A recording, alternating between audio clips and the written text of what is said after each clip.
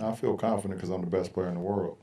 Might have matured to a point, but if Jordan came in the league with that mentality and that killer in him, and it took you a decade to develop it, to me, you out of the equation. When you hear Michael Jordan's the best player of all time, how do you react? I react by saying those people probably didn't see Oscar Robertson play. They didn't see Jerry West play. Some of the guys that played when the games weren't televised. The debate of the century and generations will always be who is the greatest player to ever step foot on an NBA court. And the topic will be a long way from being over, as generations past us in our time will continue the GOAT conversation. What's up everybody, it's KJ. Now before we get into the video, make sure you like the video and subscribe to the channel.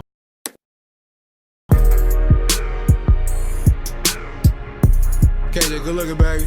Yeah. 7 days a week, I've been working 7 days a week. I've been. The GOAT conversation is always brought up in NBA 24/7. And this is not a Michael Jordan is better than LeBron James or LeBron James is better than Michael Jordan. I didn't make this video for that. I'm not that type of fan. But when bringing up the GOAT conversation, everyone paints this narrative how LeBron needed all-stars to win and how it almost took him 10 years and how Jordan needed Pippen in order to get to the finals. But as I did some research, I'm actually starting to find out none of those points really hold value. So I sat back and did some research for a few days, and I looked up the number of legendary players that won their first championship past the age of 25. And surprisingly, 27 came up a lot. And look who popped up. Michael Jordan and LeBron James. But by now you guys already knew that. But guess who else popped up? You had Isaiah Thomas, 1989 Bad Boys Pistons, his teammate Dennis Rodman, one of the best defensive players ever to grace a court, and rebounders Shaquille O'Neal, one of the strongest centers in all of NBA, won in 2000 with the Lakers. Steph Curry, one of the greatest shooters ever, 2015 Golden State. And let's throw Moses Malone in there. Yes, when he won his first chip, he was 27 years old in 1983 with the Philadelphia 76ers. And that just proves that that whole decade for LeBron to get a ring is just really weird and random. And mainly because people use that as fuel to try to discredit LeBron James. And the same people that actually tried to bash LeBron and MJ probably have no clue that Will Chamberlain didn't win his first ring until he was 30 with the 76ers in 1967 and was assisted by Hal Greer, who made his 7th All-Star appearance that year. And Will Chamberlain doesn't need no introduction when it comes to basketball. Babies who are not even born yet will know that Will Chamberlain is an icon. When you look at the age growth between both Michael Jordan and LeBron James, the maturing rate was the exact same. The only difference was Michael Jordan went to college for 3 years in North Carolina and LeBron came straight out of high school. And I already know what you guys are going to say next. Kobe Bryant won his first championship at 21. Well, yeah, let's take a deeper dive into that. I also researched players who won their first championship under 25. And to my surprise, there was no one that actually won their first chip without any all-star help. In 1957, 22-year-old Bill Russell won his very first NBA championship with the Boston Celtics. His teammate was Bill Sharman, 30 years old. He made his 5th all-star appearance that year, averaging 22 points per game. In 1971, 23-year-old Kareem Abdul-Jabbar won his very first NBA championship with the Milwaukee Bucks. His veteran teammate, Oscar Robertson, 32 years old. Oscar made his 11th All-Star appearance that year and was NBA's most valuable player in the year of 1964.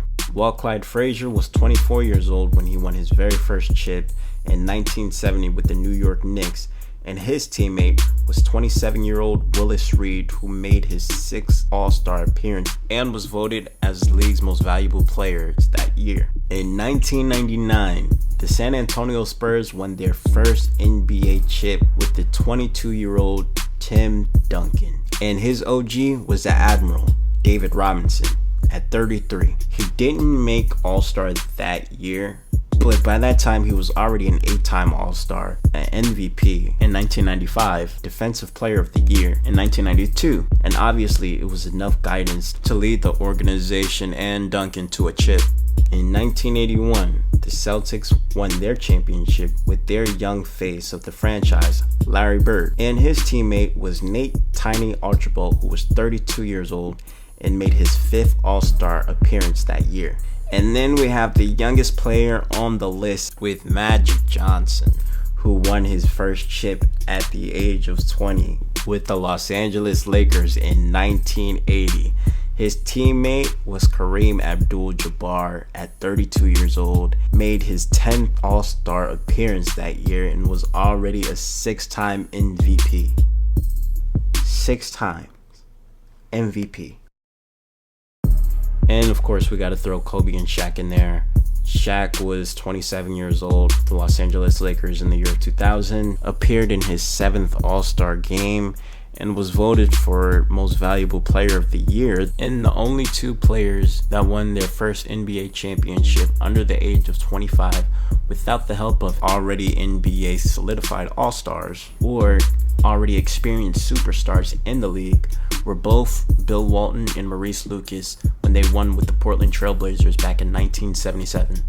Both players were 24 years old, and both Bill and Maurice were first-time All-Stars that year. Most of those players I listed are the most decorated basketball players in NBA history, legends and the greatest to ever play their positions, and even they needed help or some sort of guidance in order to solidify their position in the league and become the legends that we know them for now, including winning an NBA championship. And none of that at all should diminish a player's success and legacies that have impacted the league. But NBA sports journalists like to stir things up to paint a narrative to diminish one's credibility and question their legacy throughout their career. And that's what they're paid to do.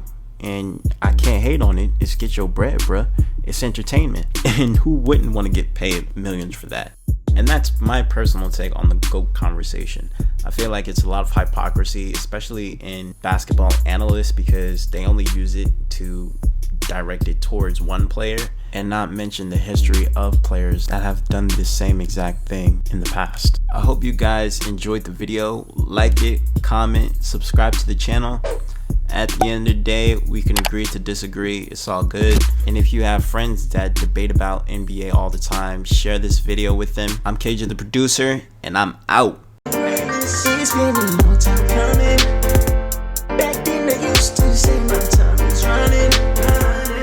Now I'm a young bull in the making. Yeah, fools can't believe that I'm gonna take it. That's it for greatness. Feeling like a young boy.